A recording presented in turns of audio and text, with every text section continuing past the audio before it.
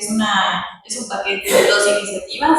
La primera plantea un cambio en la Constitución, particularmente en el artículo donde habla sobre que se protege la vida desde la concepción.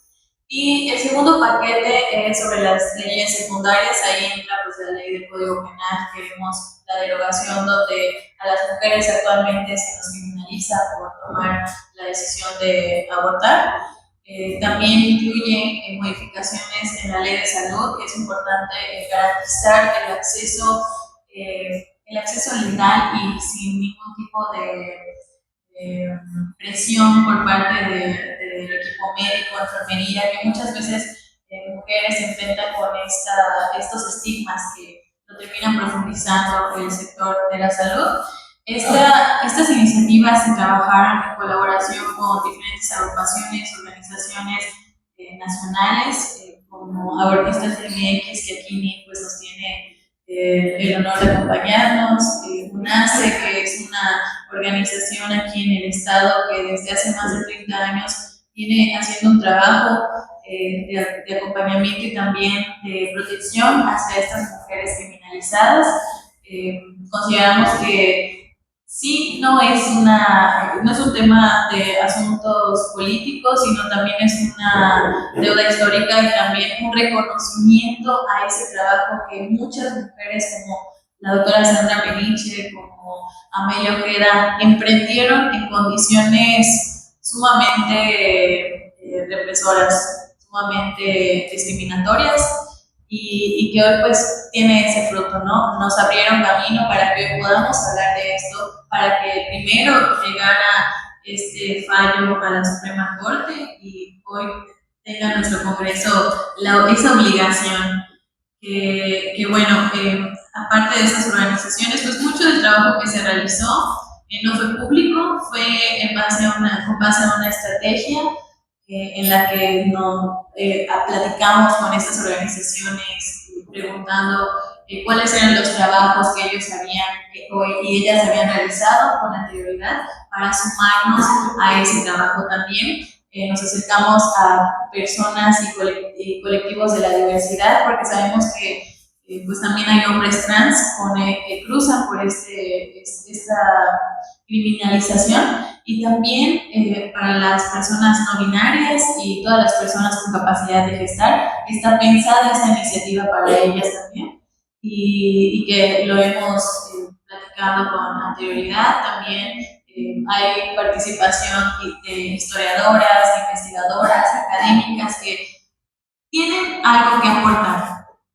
Esa aportación está incluida en este paquete de iniciativas que hoy presentamos.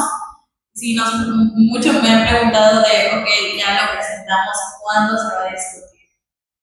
¿Cuándo vamos a tener una respuesta? ¿Cuándo vamos a votar ante esta iniciativa? Y bueno, les comparto que hay voluntad política para hacerlo. Hoy es una muestra de ello, que pues, yo siento de la bancada mayoritaria Morena, pudimos presentar esta iniciativa, que es con el consenso de nuestra bancada, y planeamos que esta sea turnada y discutida en la comisión que yo presido, que es la Comisión de Salud y Seguridad Social, además de turnarse pues, a la de puntos constitucionales. Estamos trabajando para que salgan lo más pronto posible en este periodo ordinario. Es un compromiso que hemos hecho, tiene que salir en este periodo ordinario, y vamos a hacer todo lo posible para agilizar esa votación, porque sabemos que hoy despertamos esa marea verde, esa luz verde, pero sabemos que también despertamos otras posturas que son de derecha, que son radicales y que van a querer anteponer esa opinión antes de los derechos humanos y del derecho de decidir de las mujeres. Lo sabemos por ese mismo caso. En toda nuestra campaña y trabajo interno no hicimos públicos estos trabajos, pero hoy que ya presentamos la iniciativa, lo que nos corresponde es seguir profundizando los trabajos que nos van a llevar a que este momento suceda en las comisiones y finalmente en el pleno para su votación. Muchas gracias. Por parte de la diputada se presentaron dos iniciativas, ¿no? Y a continuación la abogada Andrea Tamayo nos va a explicar el por qué la decisión de que sean un paquete de dos iniciativas. Buenas tardes, medios de comunicación, abogada Andrea Tamayo Cáceres, especialista y consultora en técnica legislativa. Mi participación en el apoyo a la diputada en la construcción de estas iniciativas fue justamente el análisis de la viabilidad de que haya dos iniciativas.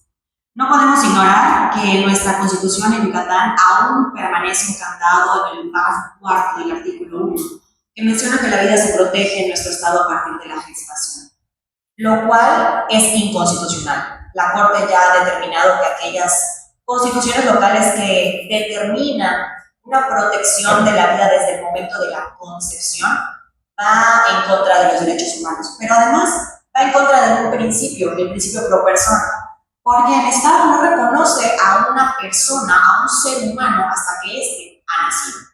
Entonces cae en una incongruencia la Constitución actualmente. Por ello es que hay una iniciativa constitucional que, como bien se ha mencionado, irá a la Comisión de Puntos Constitucionales y tiene la intención de reconocer la vida digna que tenemos absolutamente todas las personas una vez que hemos nacido. Y por otra parte está la iniciativa que va a modificar, reformar, adicionar y derogar diversas disposiciones del Código Penal y de la Ley de Salud, ambas de nuestro Estado, para que se determine en estas leyes que aborto forzado es aquel que obliga a cualquier persona embarazada a interrumpir sin su consentimiento el embarazo. ¿Y por qué decimos persona embarazada? Porque pongámonos en la perspectiva de que al día de hoy hay personas que son mujeres cis, hombres trans, personas intersex, entre otros de la diversidad sexual, que tienen esa capacidad de gestar. Pero así como vamos avanzando día con día en materia de derechos humanos, pongámonos en el imaginario que el día de mañana acontezca otro concepto de una persona que también tenga la capacidad de gestar y hagamos esa división que honestamente es ociosa, es una falta de técnica legislativa, es decir, persona trans, hombre trans, intersex, binaria, el mencionar todo ese, digamos, catálogo, en lugar de englobarlo desde la perspectiva universal de derechos humanos de toda persona que tiene esa capacidad de gestar, puede uno dejar fuera, en algún momento si avanzamos más en materia de reconocimiento de identidades de género o de expresiones de género incluso, a alguna persona que no caiga en ese supuesto. Entonces ya estaríamos dejándola, como bien mencionó, fuera de ese concepto y violentando sus derechos humanos. Entonces, en el Código Penal se hace este ajuste y se derogarán aquellos que criminalizan a las personas con capacidad de gestar por este derecho a decidir. Al día de hoy, nuestro Código Penal, si bien tiene causales, esas causales se derogan puesto que el aborto ya queda de una manera reconocida como un derecho. Entonces, el determinar que hay causales va en contra, o sea, se antepone a ese reconocimiento de derecho. Y por otra parte, se reconoce también, como bien les he mencionado, lo que es el aborto forzado, y en la Ley de Salud se reconoce la importancia que haya salud sexual y reproductiva para todas las personas. Porque cuando hablamos de salud sexual y reproductiva, ampliamos la visión a que es más allá de la planeación familiar. Porque hoy se concentra nuestra ley estatal en prevenir, y si no prevenimos un embarazo adolescente y se llega a la concepción, entonces hay que brindar supuestamente de herramientas para una verdadera planeación familiar. Cuando sabemos que al día de hoy en nuestros servicios de salud ni siquiera se cuenta en realidad con el apoyo de métodos anticonceptivos, o cuando una mujer, incluso que ha tenido solamente un hijo o una hija, manifiesta su deseo de no tener más descendencia, le dicen no puedes porque la ley no me permite a mí, personal de medicina y enfermería, ligarte, por ejemplo, porque la ley establece que solamente a partir de 3 hijos pudiese yo, médico, llevar a cabo ese procedimiento. Esto lo menciono porque es justamente una de las causales del aborto. Entonces, vemos que el Estado toma las decisiones sobre el cuerpo de las personas que pueden gestar en lugar de que se lo dejen a su determinación. La división de estas dos leyes es que la de puntos constitucionales necesita mayoría relativa y la de las leyes secundarias mayoría simple. ¿Qué quiere decir esto?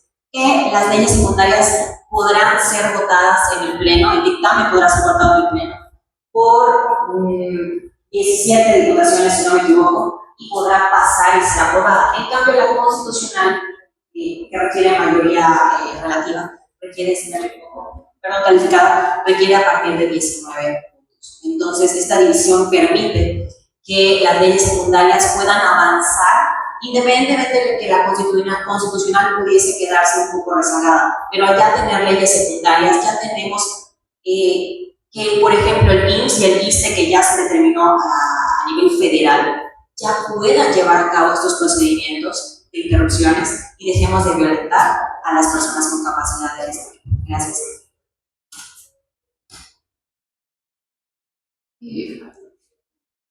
La abogada Amelia Ojeda también sí nos puede compartir cuál ha sido este procedimiento desde el amparo que ha emitido hasta el trabajo que se ha desarrollado. Sí, buenas tardes, muchas gracias por su interés, por la asistencia. Como se mencionó en los discursos de presentación de las iniciativas, yo creo que en Yucatán tenemos una larga historia de lucha por los derechos de las mujeres, ¿no? Incluso Elvia Carrillo Puerto, en el 1921 y 22, cuando trabajaba con las ligas feministas en las comunidades, distribuyendo la brújula del hogar, sin ella saberlo, ya estaba trabajando para promover y garantizar los derechos reproductivos de las mujeres en Yucatán.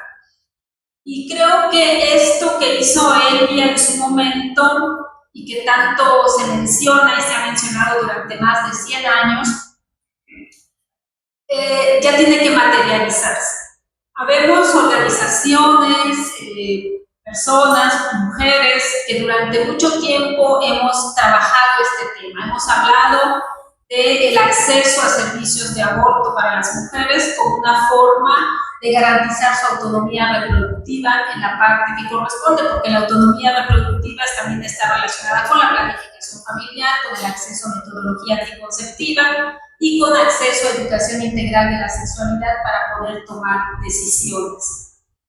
En este caso, nosotras en NACE, desde 1994 aproximadamente, empezamos a hablar del tema de acceso al aborto en los servicios de salud. Y en 2021 presentamos este amparo que se resuelve el 21 de agosto del año pasado como otra estrategia para poder incidir y lograr que no se criminalice a las mujeres y que se reforme el marco normativo del Estado. En este trabajo hicimos una colaboración importante con Abortistas MX, que es una plataforma que está en todo el país, a donde nos sumamos organizaciones y abogadas y abogados que utilizamos estrategias jurídicas para la incidencia sobre derechos humanos. Y llevamos a cabo este amparo porque desde el 2000 Servicios Humanitarios en Salud Sexual y Reproductiva, que dirigía la doctora Sandra Peniche, que fallece en 2022, prestaba servicios de aborto de manera pública y era la única clínica en Latinoamérica que abiertamente hablaba de los servicios de aborto que prestaba. Y con todos los ataques que fue recibiendo, estuvo acá haciendo la protesta en el 2000, Cerrado Limón, luego estuvieron personajes extranjeros también que se llamaban misioneros de los hijos de Dios o algo así. En las diversas ocasiones en que acudimos a las autoridades para que puedan prestar una protección para el ejercicio de estos derechos, tanto de acceso a servicios de salud sexual y reproductiva y aborto para las usuarias, como en el ejercicio de este acompañamiento para el personal sanitario que prestaba los servicios. Siempre recibimos como respuesta que el marco normativo pues no contemplaba este tipo de servicios como tal. Y haciendo el análisis en el grupo de abortistas MX, vimos que a través de una estrategia jurídica, en este caso el amparo, podíamos obtener alguna protección para la asociación, sus usuarias y el personal que prestaba los servicios. Sin embargo, logramos que la primera sala, el 21 de agosto del año pasado, extendiese los efectos del amparo. O sea, ya no solamente para la asociación, sus usuarias y el personal sanitario, sino que ordenaba la derogación de los artículos del Código Penal relacionados con aborto, y de esta manera el beneficio logrado a través del amparo va a ser para todas las personas con capacidad de gestar en Yucatán. Y esto también es algo importante porque también hemos acompañado casos de mujeres criminalizadas por abortos espontáneos, clasificados como homicidios en razón de parentesco. Precisamente estamos terminando el acompañamiento de una adolescente y de su mamá que fueron denunciadas en el IMSS por aborto. Incluso a la mamá le estaban acusando de tentativa de feminicidio, que porque al apoyar a su hija para que pudiese abortar, intentó matarla. Entonces, esto nos muestra que el mensaje que existe en la norma penal en Yucatán criminaliza de una manera importante y grave a todas las mujeres y a aquellas personas con capacidad de gestar y al personal sanitario que les preste algún tipo de apoyo, porque ellas sí acudieron con un médico y el médico las apoyó en el proceso.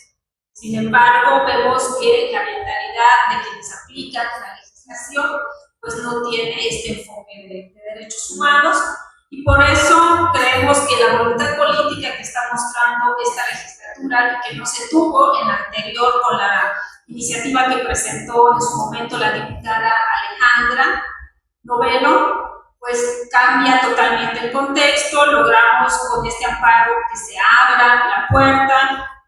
Nuestro trabajo de tantos años ha hecho que muchas más organizaciones y personas empiecen a hablar de este tema, porque muchas de las que hoy están hablando a favor de que se legisle para despenalizar el aborto en el Código Penal, en su momento, cuando la clínica recibía ataques, no se pronunciaban a favor, porque hablar de que yo defendía a las mujeres que quieren abortar era algo que socialmente se veía mal, y la criminalización social pues pesaba mucho sobre muchas de las personas. Qué bueno que actualmente ya están a favor, y cada vez sabemos más personas pidiendo la despenalización. Muchas gracias, abogada. También tenemos a la abogada Minde, que desde la Ciudad de México nos ha estado dando acompañamiento, también con la experiencia que ha tenido en otros congresos. Buenas tardes, la verdad estoy muy contenta de poder estar aquí en Yucatán y que se haya dado este paso. O sea, creo que hay que asumir que sí hay un compromiso de esta legislatura porque el tema pase, e incluso, por ejemplo, el hecho de que haya dos iniciativas, ¿no?, de diferentes bancadas, habla de la necesidad de ya abordar este tema, y que esperamos no pase de esta periodo ordinario de sesiones para que se cumpla, ¿no?